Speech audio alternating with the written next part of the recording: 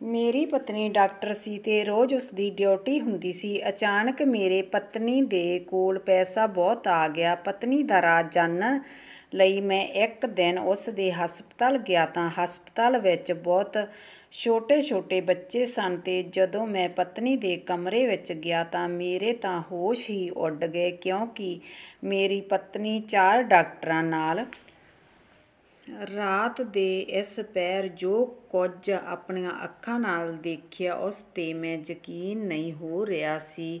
ਮੇਰੀ ਉਹ ਪਤਨੀ, ਜਿਸ 'ਤੇ ਮੈਨੂੰ ਖੁਦ ਨਾਲੋਂ ਜ਼ਿਆਦਾ ਭਰੋਸਾ ਸੀ, ਉਸ ਨੇ ਹੀ ਸਭ ਖ਼ਤਮ ਕਰ ਦਿੱਤਾ। ਮੇਰੀ ਪਤਨੀ ਮਰੀਜ਼ਾਂ ਦੇ ਇਲਾਜ ਦੇ ਨਾਂ 'ਤੇ ਰਾਤਾਂ ਹਸਪਤਾਲ ਵਿੱਚ ਗੁਜ਼ਾਰਿਆ ਕਰਦੀ ਸੀ, ਪਰ ਮੈਨੂੰ ਕਦੇ ਇਸ ਖ਼ਬਰ ਨਹੀਂ ਹੋਈ ਕਿ ਉਹ ਰਾਤਾਂ ਨੂੰ ਕੀ ਕਰਦੀ ਏ। ਮੈਂ ਤਾਂ ਸਮਝਦਾ ਸੀ ਕਿ ਉਹ ਆਪਣੇ ਕੰਮ ਪ੍ਰਤੀ ਜਾਗਰੂਕ ਹੈ, ਪਰ ਹੱਦ ਤੋਂ ਜ਼ਿਆਦਾ ਪਿਆਰ ਤੇ ਭਰੋਸਾ ਇਨਸਾਨ ਨੂੰ ਬਰਬਾਦ ਕਰਕੇ ਰੱਖ ਦਿੰਦਾ ਹੈ, ਜਿਵੇਂ ਕਿ ਮੇਰੇ ਨਾਲ ਹੋਇਆ। ਮੈਂ ਅੱਖਾਂ ਬੰਦ ਕਰਕੇ ਉਸ 'ਤੇ ਵਿਸ਼ਵਾਸ ਕੀਤਾ ਸੀ ਕਿ ਉਹ ਮੈਨੂੰ ਕਦੇ ਧੋਖਾ ਨਹੀਂ ਦੇਵੇਗੀ। ਪਰ ਮੇਰੀ ਉਸੇ ਪਤਨੀ ਨੇ ਮੈਨੂੰ ਕਿਸੇ ਨੂੰ ਮੂੰਹ ਦਿਖਾਉਣ ਜੋਗਾ ਨਹੀਂ ਛੱਡਿਆ ਸੀ।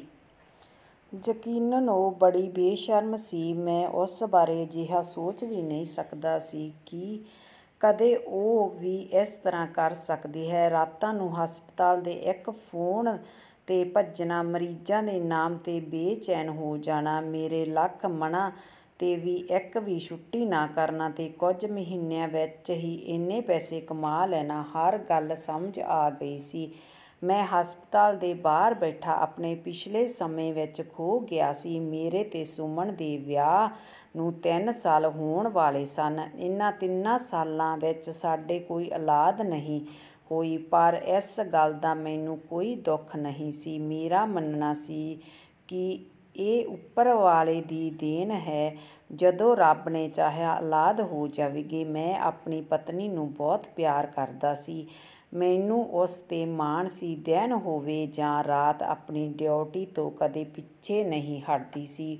ਉਹ ਇੱਕ ਛੋਟੇ ਹਸਪਤਾਲ ਵਿੱਚ ਕੰਮ ਕਰਦੀ ਸੀ। ਜਦੋਂ ਵੀ ਉਸ ਨੂੰ ਹਸਪਤਾਲ ਤੋਂ ਫ਼ੋਨ ਆਉਂਦਾ ਤਾਂ ਉਹ ਸਭ ਕੁਝ ਛੱਡ ਕੇ ਹਸਪਤਾਲ ਚਲੀ ਜਾਂਦੀ। ਮੈਂ ਤੇ ਸੁਮਨ ਅਲੱਗ ਘਰ ਵਿੱਚ ਰਹਿੰਦੇ ਸਨ। ਪਰਿਵਾਰ ਤੋਂ ਅਲੱਗ ਰਹਿਣ ਦਾ ਫ਼ੈਸਲਾ ਮੈਨੂੰ ਸੁਮਨ ਕਰਕੇ ਹੀ ਲੈਣਾ ਪਿਆ ਸੀ। ਸੁਮਨ ਦੇ ਕੰਮ ਕਰਕੇ ਇੱਕ ਅਲੱਗ ਘਰ ਵਿੱਚ ਰਹਿਣ ਦਾ ਫ਼ੈਸਲਾ ਲਿਆ ਸੀ। ਮੈਂ ਖੁਦ ਇੱਕ ਟਿਊਸ਼ਨ ਟੀਚਰ ਸੀ ਤੇ ਆਪਣੇ ਕੋਚਿੰਗ ਸੈਂਟਰ ਚਲਾਉਂਦਾ ਸੀ। ਮੇਰਾ ਕੰਮ ਚੰਗਾ ਚੱਲਦਾ ਸੀ ਤੇ ਸਾਡੇ ਘਰ ਦੇ ਹਾਲਾਤ ਵੀ ਵਧੀਆ ਸਨ। ਉਹ ਆਪਣਾ ਸਾਰਾ ਖਰਚਾ ਆਪ ਕਰਦੀ ਸੀ। ਉਹ ਮੈਥੋਂ ਕਦੇ ਕਿਸੇ ਚੀਜ਼ ਦੀ ਫਰਮਾਇਸ਼ ਨਾ ਕਰਦੀ। ਪਰ ਕੁਝ ਦਿਨ ਬਾਅਦ ਸਾਡੀ ਜ਼ਿੰਦਗੀ ਵਿੱਚ ਅਜਿਹਾ ਮੋੜ ਆਇਆ ਕਿ ਸਭ ਕੁਝ ਬਦਲ ਕੇ ਰਹਿ ਗਿਆ ਤੇ ਮੈਨੂੰ ਪਤਾ ਚੱਲਿਆ, ਇਨਸਾਨ ਜਿਵੇਂ ਦਾ ਦਿਸਦਾ ਹੈ, ਜ਼ਰੂਰੀ ਨਹੀਂ ਕਿ ਅਸਲ ਜ਼ਿੰਦਗੀ ਵਿੱਚ ਉਹ ਉਵੇਂ ਦਾ ਹੋਵੇ। ਮੇਰੀ ਛੋਟੀ ਭੈਣ ਦਾ ਵਿਆਹ ਤੈਅ ਹੋ ਗਿਆ ਸੀ। ਹੌਲੀ-ਹੌਲੀ ਸਾਰੀਆਂ ਰਸਮਾਂ ਨਿਭਾਈਆਂ ਜਾ ਰਹੀਆਂ ਸਨ। ਮੇਰੀ ਇਕਲੌਤੀ ਭੈਣ ਦੇ ਵਿਆਹ ਵਿੱਚ ਸੁਮਨ ਆਪਣੇ ਕੰਮ ਵਿੱਚ ਬਹੁਤ ਵਿਅਸਤ ਸੀ। ਇੱਕ ਵੀ ਛੁੱਟੀ ਨਹੀਂ ਲੈ ਰਹੀ ਸੀ। ਪਿਛਲੇ ਕੁਝ ਸਮੇਂ ਤੋਂ ਉਹ ਰਾਤ ਦੀ ਡਿਊਟੀ ਹੀ ਕਰ ਰਹੀ ਸੀ। ਕਦੇ-ਕਦੇ ਐਮਰਜੈਂਸੀ ਵੇਲੇ ਉਹ ਦਿਨੇ ਵੀ ਹਸਪਤਾਲ ਆ ਜਾਂਦੀ ਸੀ। ਮੇਰੀ ਮਾਂ ਨੂੰ ਇਸ ਗੱਲ ਦੀ ਸ਼ਿਕਾਇਤ ਹੋਣ ਲੱਗੀ ਸੀ ਕਿ ਉਹ ਵਿਆਹ ਦੀ ਕਿਸੇ ਰਸਮ ਵਿੱਚ ਸ਼ਾਮਲ ਨਹੀਂ ਹੋ ਰਹੀ ਸੀ। ਮੈਂ ਮਾਂ ਨੂੰ ਬਹੁਤ ਸਮਝਾਉਣ ਦੀ ਕੋਸ਼ਿਸ਼ ਕੀਤੀ ਕਿ ਉਸ ਦਾ ਕੰਮ ਹੀ ਅਜਿਹਾ ਹੈ ਕਿ ਉਹ ਛੁੱਟੀ ਨਹੀਂ ਕਰ ਸਕਦੀ। ਮੇਰੀ ਮਾਂ ਨੇ ਗੁੱਸੇ ਵਿੱਚ ਕਿਹਾ ਕਿ ਤੇਰੀ ਪਤਨੀ ਇਕਲੌਤੀ ਡਾਕਟਰ ਹੈ, ਉੱਥੇ ਹੋਰ ਵੀ ਡਾਕਟਰ ਹੋਣਗੇ। ਵਿਆਹ ਵਿੱਚ ਸ਼ਾਮਲ ਹੋਣਾ ਚਾਹੀਦਾ ਤੇ ਸਾਰੇ ਰਿਸ਼ਤੇਦਾਰ ਵੀ ਪੁੱਛ ਰਹੇ ਹਨ। ਮੈਂ ਤਾਂ ਹੁਣ ਵਿੱਚ ਵਿਚਾਲੇ ਫਸ ਗਿਆ ਸੀ। ਨਾ ਤਾਂ ਮਾਂ ਸਮਝ ਰਹੀ ਸੀ ਤੇ ਨਾ ਹੀ ਸੁਮਨ ਛੁੱਟੀ ਕਰ ਰਹੀ ਸੀ। ਮਾਂ ਚਾਹੁੰਦੀ ਸੀ ਕਿ ਸੁਮਨ ਸਾਰੇ ਫਰਜ਼ ਨਿਭਾਵੇ। ਦੇਖਿਆ ਜਾਵੇ ਤਾਂ ਮਾਂ ਦੀ ਗੱਲ ਵੀ ਸਹੀ ਸੀ, ਕਿਉਂਕਿ ਸੁਮਨ ਦੇ ਘਰ ਨਾ ਹੋਣ ਕਰਕੇ ਸਭ ਨੂੰ ਇਹੀ ਲੱਗਣ ਲੱਗਿਆ ਕਿ ਸੁਮਨ ਤੇ ਮੇਰੀ ਮਾਂ ਦੀ ਆਸ ਵਿੱਚ ਬਣਦੀ ਨਹੀਂ ਹੋਣੀ। ਜਦੋਂ ਸੁਮਨ ਘਰ ਆਈ ਤਾਂ ਉਸ ਨੂੰ ਕਿਹਾ ਕਿ 1-2 ਦਿਨ ਦੀ ਛੁੱਟੀ ਲੈ ਲੈਣੀ ਸੀ।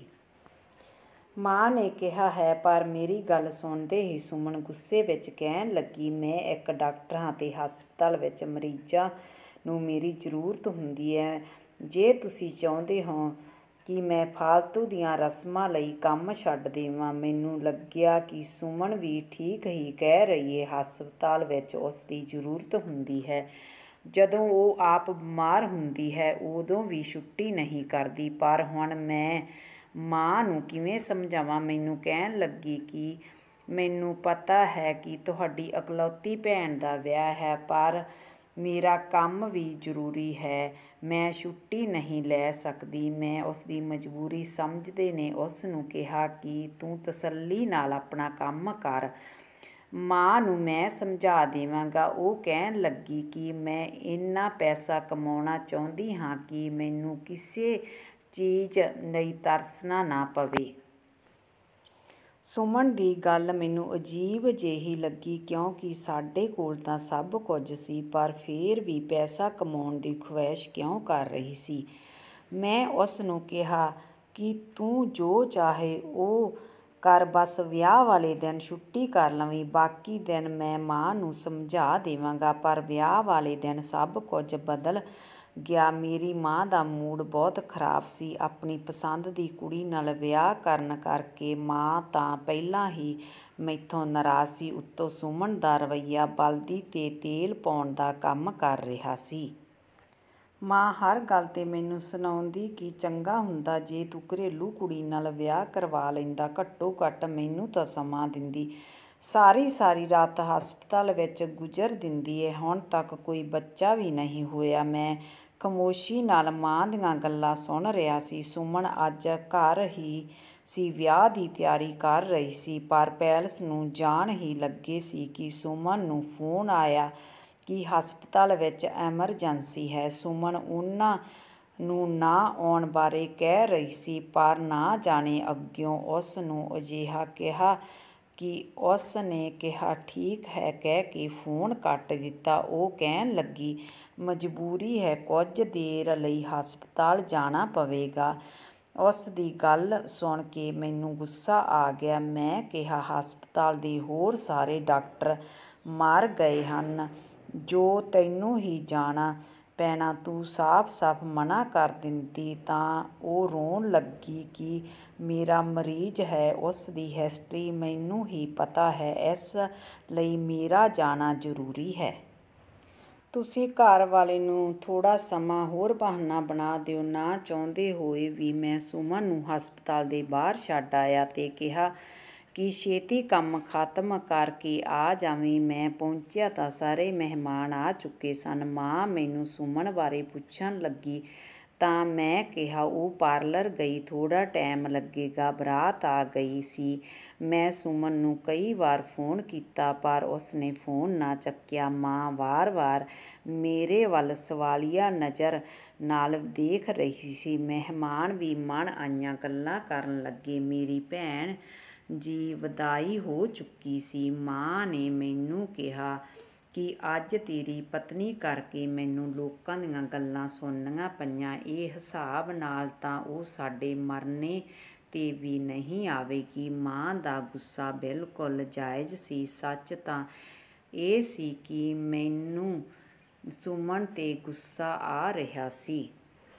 ਮੈਂ ਪੈਲਸ ਤੋਂ ਸਿੱਧਾ ਹਸਪਤਾਲ ਹੀ ਪਹੁੰਚ ਗਿਆ। ਅੱਜ ਤੱਕ ਮੈਨੂੰ ਹਸਪਤਾਲ ਦੇ ਅੰਦਰ ਨਹੀਂ ਗਿਆ ਸੀ, ਬਸ ਸੁਮਨ ਨੂੰ ਬਾਹਰ ਹੀ ਛੱਡ ਕੇ ਮੁੜ ਜਾਂਦਾ ਸੀ। ਪਰ ਅੱਜ ਜਦੋਂ ਮੈਂ ਹਸਪਤਾਲ ਦੇ ਅੰਦਰ ਗਿਆ ਤਾਂ ਦੇਖ ਕੇ ਹੈਰਾਨ ਰਹਿ ਗਿਆ।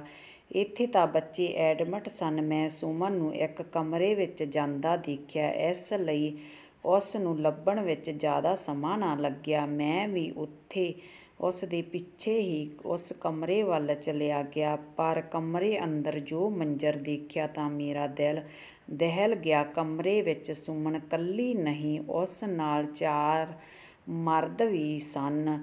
ਉੱਥੇ ਜੋ ਕੁਝ ਚੱਲ ਰਿਹਾ ਸੀ ਉਹ ਦੇਖ ਕੇ ਮੇਰੀ ਤਾਂ ਧੜਕਣ ਹੀ ਰੁਕ ਗਈ ਸੀ। ਮੇਰੀ ਪਤਨੀ, ਜਿਸ ਨੂੰ ਮੈਂ ਮਸੀਹਾ ਮੰਨਦਾ ਸੀ, ਅਸਲ ਵਿੱਚ ਉਹ ਅੰਦਰ ਤੋਂ ਹੈਵਾਨ ਸੀ। ਮੈਂ ਹਸਪਤਾਲ ਤੋਂ ਬਾਹਰ ਆ ਕੇ ਫੁੱਟਪਾਥ 'ਤੇ ਬੈਠ ਗਿਆ ਤੇ ਮੈਂ ਇੰਨੇ ਸਾਲਾਂ ਵਿੱਚ ਸੁਮਨ ਦਾ ਅਸਲੀ ਰੂਪ ਨਾ ਦੇਖ ਸਕਿਆ।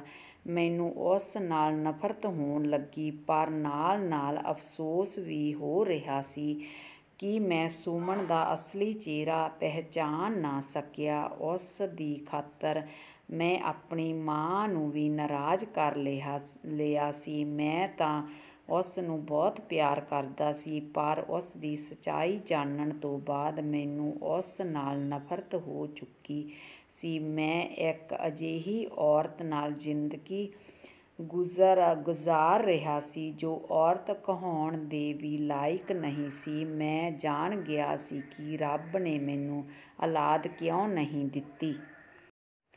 ਮਾਂ ਬਣਨਾ ਸੁਮਨ ਵਰਗੀਆਂ ਔਰਤਾਂ ਦੀ ਕਿਸਮਤ ਵਿੱਚ ਨਹੀਂ ਹੁੰਦਾ, ਜੋ ਦੂਜਿਆਂ ਦੀ ਔਲਾਦ ਨਾਲ ਖਿਲਵਾੜ ਕਰਦੀ ਹੋਵੇ। ਬਹੁਤ ਸੋਚਣ ਤੇ ਸਮਝਣ ਤੋਂ ਬਾਅਦ ਮੈਂ ਸਿੱਧਾ ਪੁਲਿਸ ਨੂੰ ਫੋਨ ਲਾਇਆ, ਉਹਨਾਂ ਨੂੰ ਸਾਰੀ ਸੱਚਾਈ ਦੱਸੀ। ਪੁਲਿਸ ਵਾਲੇ ਮੌਕੇ 'ਤੇ ਪਹੁੰਚ ਗਏ। ਸੁਮਨ ਤੇ ਉਹਨਾਂ 4 ਆਦਮੀਆਂ ਨੂੰ ਗ੍ਰਿਫਤਾਰ ਕਰ ਲਿਆ। ਮੈਂ ਉਹਨਾਂ ਸਭ ਦੇ ਖਿਲਾਫ ਗਵਾਹੀ ਦੇਣ ਲਈ ਤਿਆਰ ਸੀ। ਸੁਮਨ ਉਹਨਾਂ ਦੇ ਨਾਲ ਮਿਲ ਕੇ ਇੱਕ ਬੱਚੇ ਦੇ ਗੁਰਦੇ ਕੱਢਣ ਦੀ ਤਿਆਰੀ ਕਰ ਰਹੀ ਸੀ। ਉਹਨਾਂ ਵਿੱਚ ਹੋਣ ਵਾਲੀ ਗੱਲਬਾਤ ਮੈਨੂੰ ਸਾਰਾ ਕੁਝ ਪਤਾ ਚੱਲ ਗਿਆ ਸੀ। ਇਹ ਸਾਰੇ ਮਿਲ ਕੇ ਗੈਰ ਕਾਨੂੰਨੀ ਢੰਗ ਨਾਲ ਇਹ ਕੰਮ ਕਰਦੇ ਸਨ।